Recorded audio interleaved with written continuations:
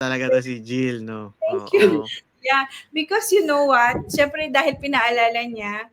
So, during that time, we're not providing laptops to the teachers yet. Kasi we cannot afford yet. So, they will have their own personal laptops. Ganun talaga yung struggle namin.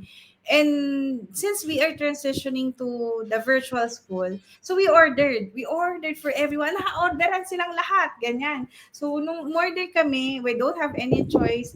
And then, so nagkakaram na yung mga teachers, nasaan yung laptop namin? Wala nagtuturo pa. So parang siyempre kami, although siyempre you have to remain calm, tell them it will happen.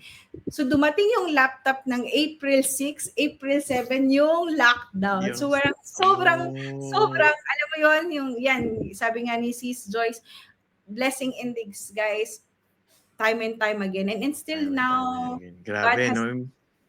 yeah. Kasi imagine mo wala kayong laptop, walang virtual class talaga, Diyos ko. Oo, yeah. Correct. Oh my gosh. Walang pang-virtual. Oo. Yeah. Walang pang-virtual talaga. So, talagang gano'n talaga, Pero talagang syempre, susubukan. marami pa rin ano nun, na challenge doon. Pero, I mean, you always have to look into the brighter side of everything. So, Yes. yung mga pagtatawanan mo na lang, wow, grabe, oh. Yeah, opo, oo. Oh, so, I mean magkakaroon ka muna, may stress ka muna, pero and then eventually, once you overcome it, 'di ba, na parang okay, hmm. talaga totoo nga yun yung mga core experiences mo.